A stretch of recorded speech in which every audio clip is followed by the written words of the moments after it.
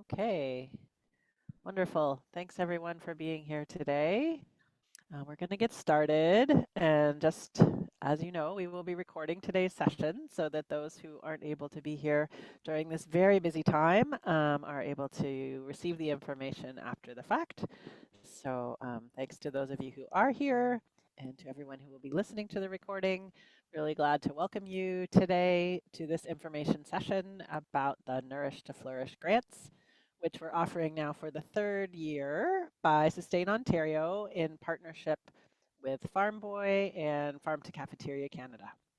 So my name is Heather Toma, and I work with Sustain Ontario as the provincial animator for the Coalition for Healthy School Food. And my pronouns are she, her, and I'm joining today from territory of Mississaugas and Anishinaabe near Cobourg, Ontario. And I'd like to invite everyone to say hi in the chat and share with us your name and the community or territory that you're joining from if you'd like to. And before we get started, I'll also just introduce Carolyn Webb, who works with Farm to Cafeteria Canada and Sustain Ontario, and she will be helping with tech support and also knowledge sharing during the webinar. And Lauren DePinto, I will introduce in a minute as well. So as mentioned, the grant program is co-hosted by Sustain Ontario, Farm Boy, and Farm to Cafeteria Canada. And Sustain Ontario, if you aren't already familiar, works province-wide, and it's a cross-sectoral alliance promoting healthy food and farming in lots of different ways. And the Edible Education Network is one of the main projects of Sustain Ontario. And so this work, if everyone could just go ahead and mute yourselves, that would be great. And so this grant stream comes underneath the umbrella of the Edible Education Network. So for today, we will just go through the grant information and the application process and some tips for you and share a bit of additional resources, and then we'll have lots of time for Q&A. So if you have a question that arises during the presentation, just go ahead and put it in the chat and we'll address it during the Q&A. And once we reach that section, you can either raise your hand or just put more questions in the chat and we'll go through all of them in turn. So just another note here again about the partners. I don't think I need to say it in detail, just maybe just to say a bit about Farm to Cafeteria Canada's role, which is they will be managing the applications for us, which is really, really wonderful, and doing the administration and coordinating the reporting. So when you receive funding, if you receive a grant, it will come from Farm to Cafeteria Canada. But the back and forth and outreach about the process itself will come to me through Sustain Ontario, and then Farm Boy is providing the investment. So just want to say a bit now about the farm to school approach. Farm to Cafeteria Canada developed this graphic, which we love, which shows a few of the ways that farm to school can exist in the community. A lot of times we think of local food to schools, but there's also sea to school and forest to school. So we really want to reflect that schools can be urban or rural or remote, coastal or interior, northern or southern, and there are lots of different ways that food and food literacy can enter schools. And it's really exciting to have this grant stream to be able to support a wide variety of projects. So now I'd like to introduce Lauren DePinto from Farm Boy to just say a few words. Good afternoon, everyone. As Heather mentioned, my name is Lauren. I am the Community Investment and Sponsorship Lead at Farm Boy. I just wanted to say a quick thank you and how great it is seeing so many of you here today. Thank you for taking the time to show your interest in the grants. We do really appreciate all the work that you guys do supporting children and youth, especially when it comes to building food literacy. A little bit about Farm Boy. We began in 1981 in Cornwall, Ontario. We have over 52 locations and sorry, my thing just froze. And we have We're across Ontario. If we can just go to the next slide. A little bit about us. Our key pillars are children and youth, food and nutrition, and our community partners. Next slide.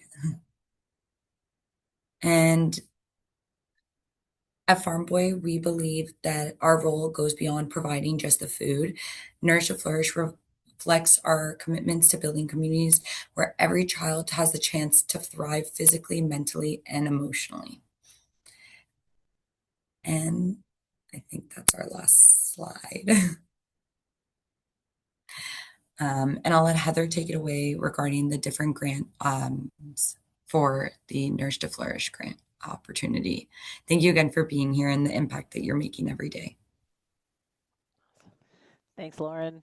Good to hear from you, and it's great to meet you after seeing emails going back and forth. It's good to see your face. Thank you. Yeah, wonderful that we can all be here together. So now I will say a bit more about the grants in particular. So as you can see here, and this is the amount of grants and the number of each that will be available. We will have, as it stands and as we envision it, 59 schools across the province will be able to receive grants. And when you apply, you will choose one of these specific amounts, but you also are able to agree to receive a lower amount if we aren't able to give you the full amount that you request for your project. Projects are to aim to take place during the school year of 2026-27. And also just a note again that the grants are school specific, so not community organizations or school boards, but just schools themselves will be applying. And so in terms of eligibility, there's some guidelines here, and just the reminder that all schools are available or are eligible, and the applications, as I just said, won't be accepted from school boards or community organizations. The selection process is going to aim to select a larger proportion of schools that are in urban regions, but will also reach some rural or remote schools. And we will aim to serve a high proportion of schools that have students that are low income, racialized, or other equity deserving communities. And so including that information about your school demographic in the application will be helpful. So in terms of the costs, There's just a comment about having trouble hearing, and so I don't know about speaking a little bit louder. okay, You were great right at the start. okay, Yeah. great. And I'll yes, note that. we'll send the presentation out and the recording of this after. Great. Thanks. Okay. Does that sound? Are we sounding okay now? Yep, it's okay. Okay. Okay. Super. So in terms of the eligible costs, so supporting the school meal programs needs to be a portion of every grant. And that, as you can see from this slide, could include kitchen equipment or food growing equipment or materials, modifications to your cooking space, or the food costs themselves.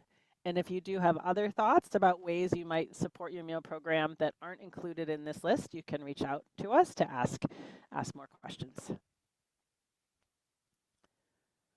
So in terms of the food costs themselves, for the smaller grants, 1,000, 3,000, and 5,000, up to half of the total grant amount can be used for food. And for the $10,000 grants, the maximum is $2,500 for food costs. So we know that that's a need in all schools, but we really want these grants to be able to support food and also the other equipment and other things that may be longer lasting alongside that immediate need of food costs.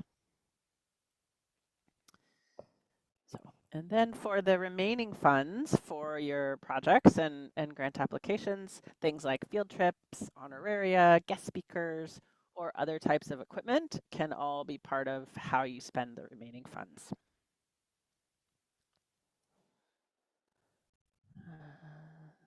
Great. And so then just a few notes about readiness and what we hoped that you'll have in place in terms of preparing for the projects to be successful. And one is just to really see whether you have capacity or a willingness to move into that space of doing both providing for the school meal program and to do food literacy activities within the school community so that we can increase students' food skills and knowledge. Another point to be aware of that has to be part of the application is that the principal or vice principal has to be supportive and willing to champion the project. And then really looking at community partners. So it's not required to have other community partners, but it really can strengthen a project a lot. And so we encourage you to think about how that could help the work to happen, especially if you're starting something that's brand new. Having those team members that are diverse can help the project be more successful. And then, sorry, just one other piece to focus on is that the project needs to reflect the diversity of the student population and also to be universally available to all students in the school.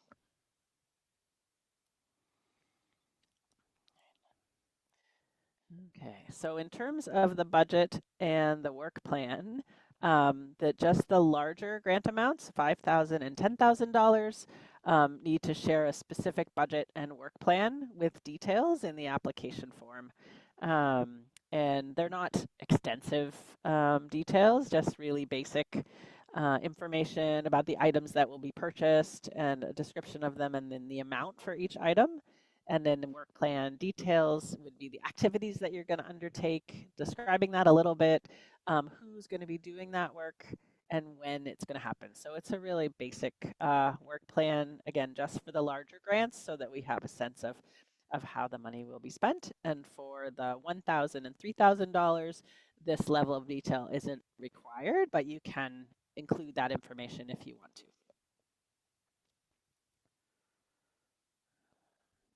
Okay.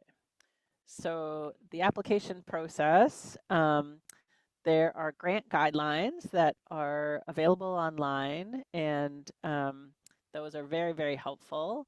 It gives you everything you need to know about the process, and including the eligibility parameters and reviewing the things I've just mentioned about what the funds can be used for, and also some links and resources that may be helpful when you're thinking about your project. We also include a template that allows, it's basically a worksheet so that you can create all your answers ahead of time, share them with other people on your team or your principal, so that you have that ready for when you then fill out the actual application, which is online. So it's really helpful to look at all of the guidelines and all of the template before you then go to the online form for the application.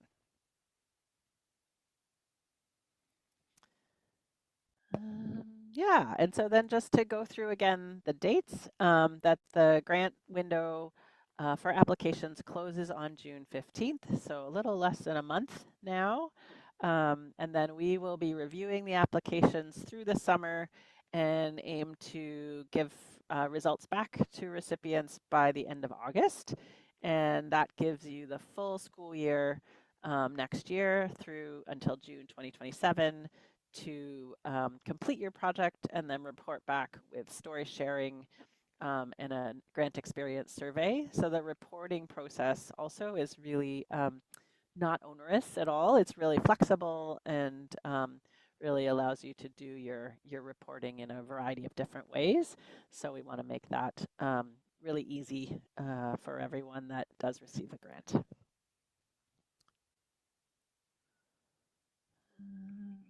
And just want to have a mention here of Farm to Cafeteria Canada has a farm to school resource center. And this is a website that you can go to that shows all sorts of different projects and initiatives that are taking place across the country in different schools and has information. And so if you already have a project idea, but you're just thinking about different ways to maybe enhance it, you can check out information there and get more inspiration.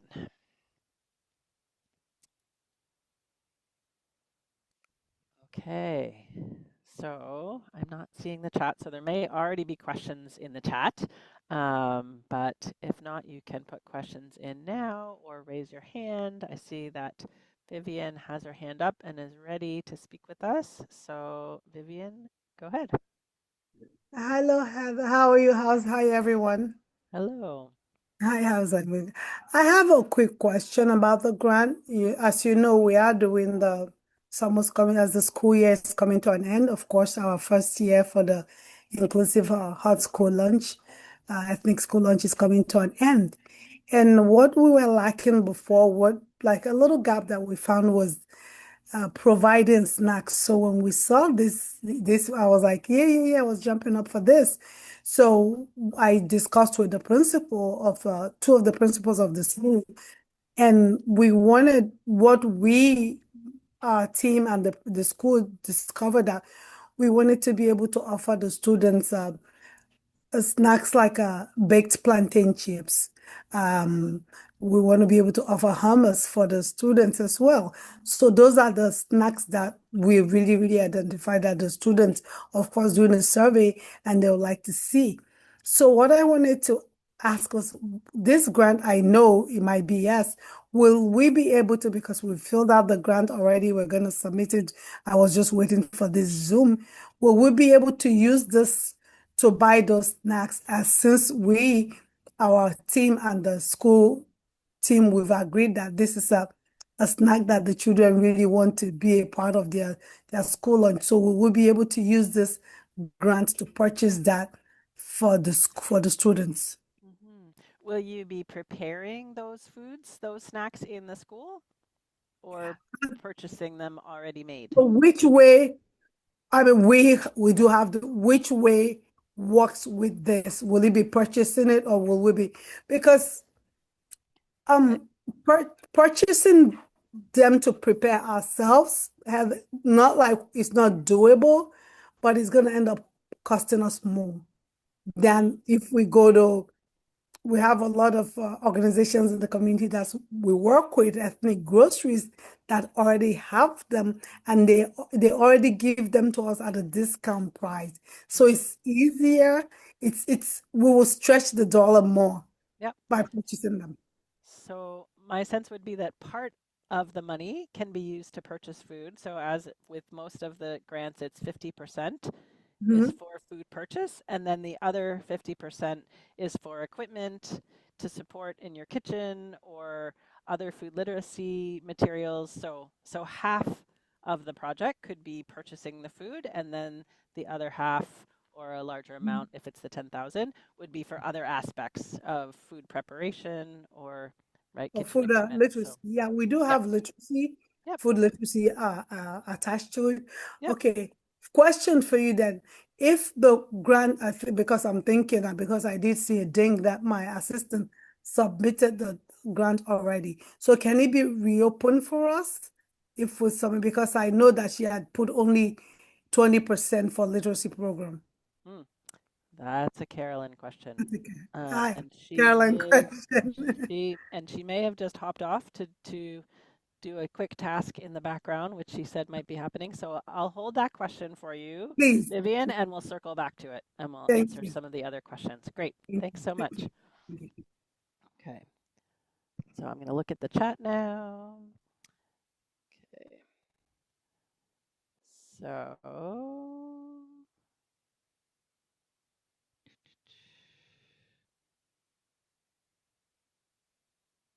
okay. So are people that have their cameras on, can you hear me okay now? Yes. Okay. Great.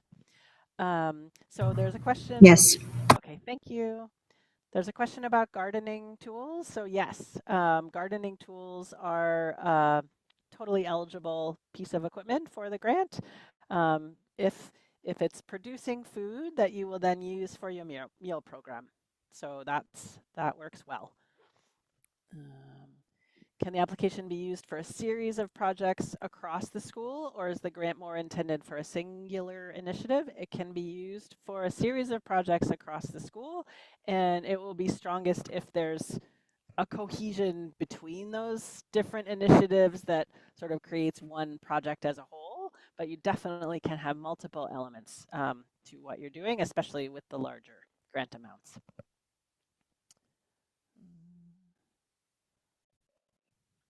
Let's see.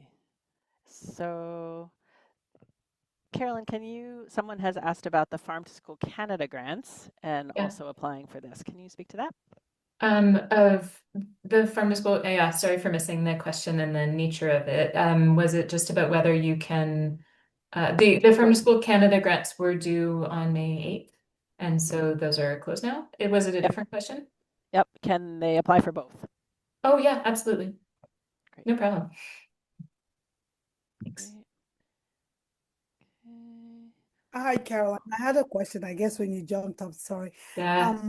I think my assistant had put in the application because I saw it this afternoon. She had already, she made just 20% provision for the education part. So I'm wondering, is is it too late? Are we able to open it back up so we can rework it so it can be 50% because we just saw it, please, for better Yeah, outreach? you can Okay. absolutely continue to edit the grant until the due date, and that's your question, right?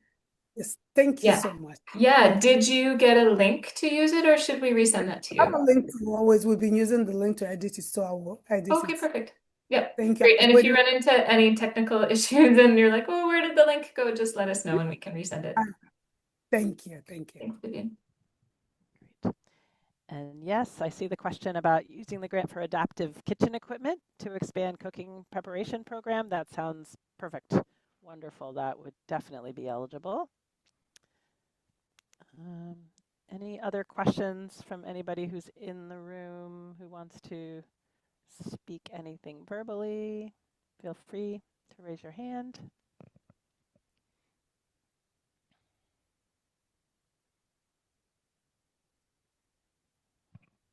I think I've gotten everything from the chat.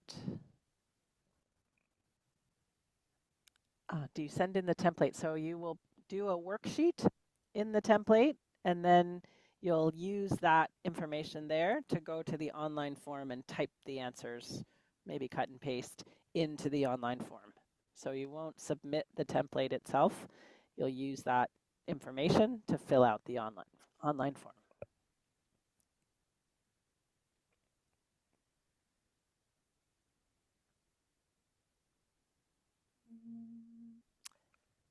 I think can we share again the link for the template or application?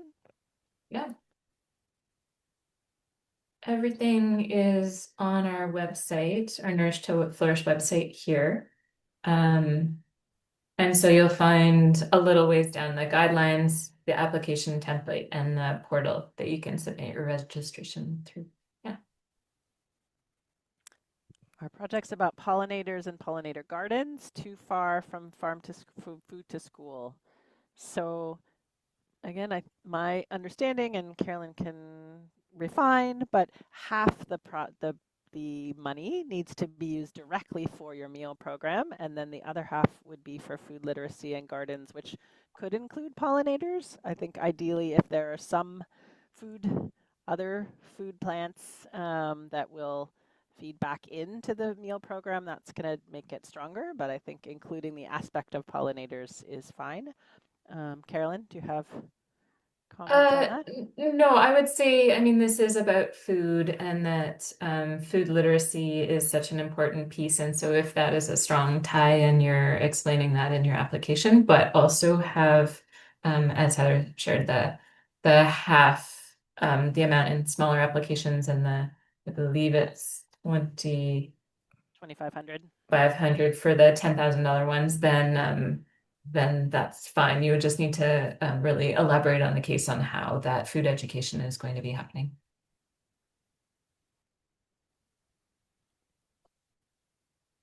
And I apologize, I had to step out for a sec, but not sure which questions have been answered, but the one about the template when it's done, did you answer that one, Heather? Yeah, okay, great. I see the question there about can we use the grant to replace faulty equipment? So again, if it's cooking equipment for preparing meals, then that can be a portion of the grant. Yep. And a lot is in your explanation and how you can let us know that it meets the purposes of the grant and it is important for your school community. Yeah. Courtney? Yeah, just to elaborate on that further, we have a dishwasher that we use to sanitize the dishes for the vulnerable population we work with. So it's not working properly anymore. So we're just curious if this grant would if it would be appropriate to include that a replacement. Mhm. Yes, that's one of the items of types of equipment that can be included in the grant.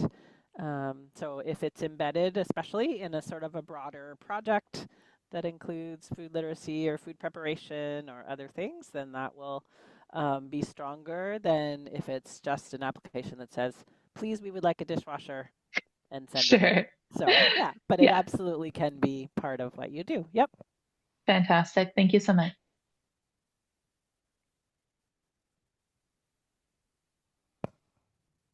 Yes, good point, Julie. Thank you from the administrative perspective.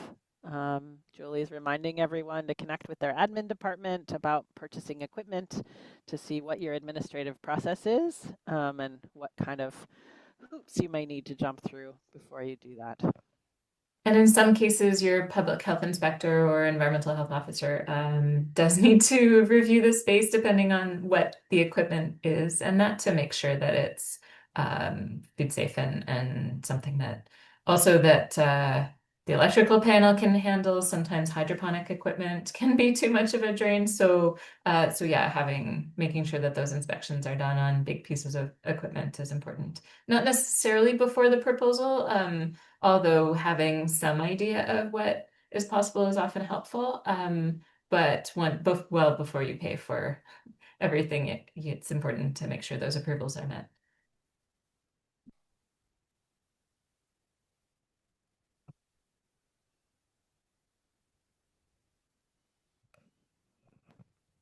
Any other questions coming to mind? Well, maximum and minimum have been used with a little contradiction. Okay, so let's circle back to that. Heather, I could put up that slide again. That would be great. Thanks. Okay.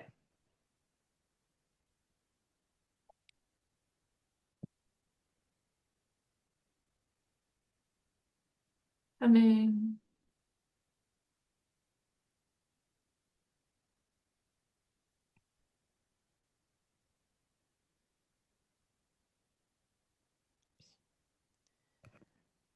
Okay, there we go. So for the food costs, so a minimum, oh yeah, minimum. Yeah, so it's right. So there's a difference between meal costs and food program costs. So a minimum of 50% of the grant has to be used to support the meal programs, which may include food, but may also include kitchen equipment or costs for food for space modifications and that kind of thing. So 50% minimum, at least 50% is connected to your meal program directly.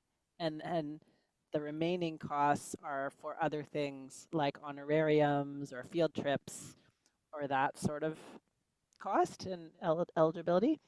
But then the maximum on the other slide, if you want to share about the food costs, there we go. So it's a maximum of what's listed here, which is half of the smaller grants, can be used for food itself. So we're talking about the whole meal program in one case, and then this is actual food purchasing costs. So that's the maximum.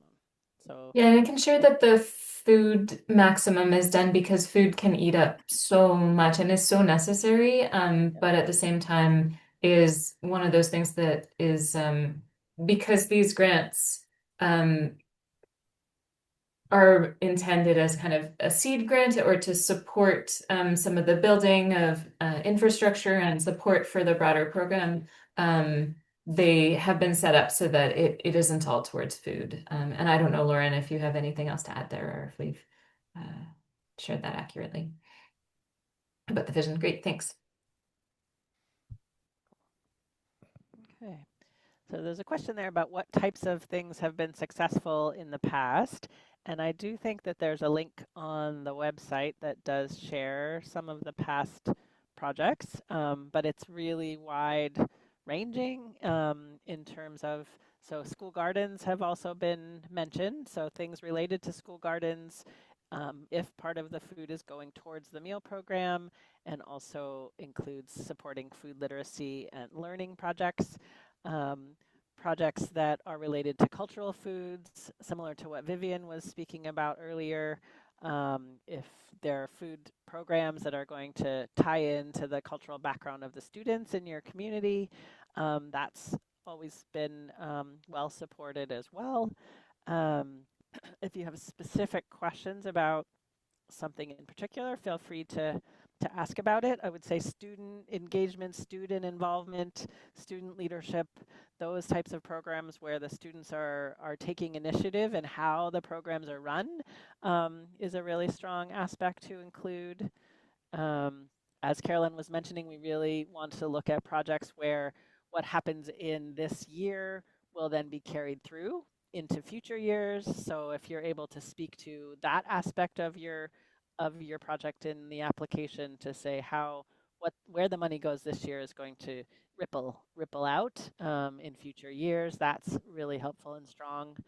Um, Also, I would say being clear about who's going to be involved in the project. So if you know it's certain classes or certain teachers, certain collaborations happening within the school or between the school and the community, being able to be particular and specific about that so that things are as concrete and you're painting as clear a picture as possible for the folks that are reviewing the applications. Not just sort of a general idea of, oh, we'll do food literacy and we'll buy some food and we'll do a garden. Like, how vivid can you be without being onerous and taking too much time, but really painting a clear picture that you've thought through the project and what you hope the outcomes will be is really helpful. Carolyn, any other thoughts about strengths? Um, I think the big thing is really the impact that it will have on your school. We've seen people stating this piece of equipment will let my staff put less time to a lot of labor and more towards this, and just statements of how things tie into other existing programs or school improvement plans or visions set. A lot of collaboration is really strong to see that it's not just the initiative of one staff or parent, but that there's a number of folks in the school that are passionate and willing to carry it forward. Yeah, I think as much as you can say about the capacity and the vision and the alignment, as well as how it'll make a difference for your school community, that's what leads to strong proposals. And we did receive a lot of proposals last year from people just applying 100% for food, and so we weren't able to fund those. And so please just keep in mind the guidelines around how the funding can be used. Thank you. I see Rose's comment there about not yet knowing the teaching assignments or what courses will be offered. So perhaps what you could do is speak to an example of things that had been offered this year and how you might use it, and then just name that fact that you don't know exactly what it will be, but try and give a context as to, you know, what you think it might be based on what's happened in the past.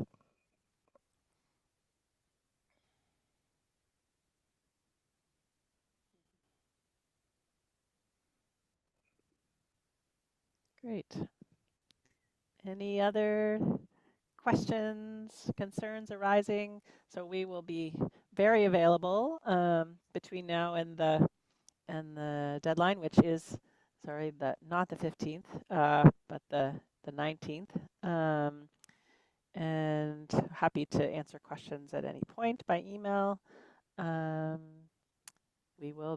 There is a National School Food Forum coming up the first week in June. So if you send an inquiry during that week, we will be a little slower to reply, but before then and after then, we'll be happy to speak with you. Hi, Heather. I just have one question based on what was just said. For clarification, so a grant cannot be 100% for food, like it has to include items. Like, okay, Correct. perfect. Thank you. Yep. And it's written a few different times in the guidelines once you open the application and start going through it. But it is, as someone else said, there's some maximum and minimum wording there. But yeah, the grant can't be only for food.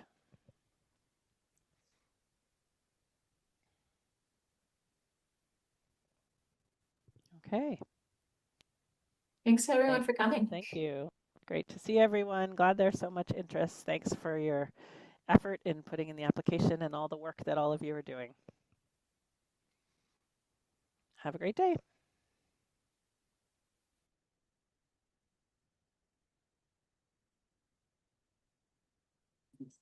Thank you.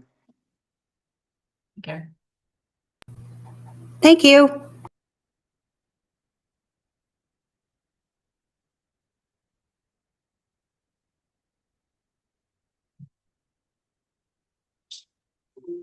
I'm not even too sure if this pertains to my area of employment because I'm in BC, but I found it very, very interesting.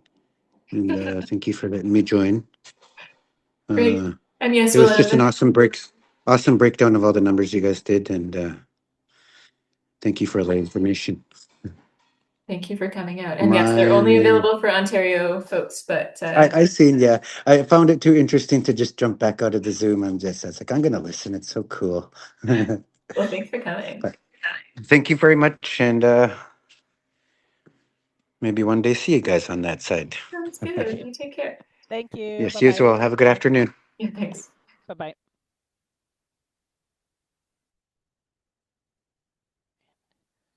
I guess we could turn off the recording.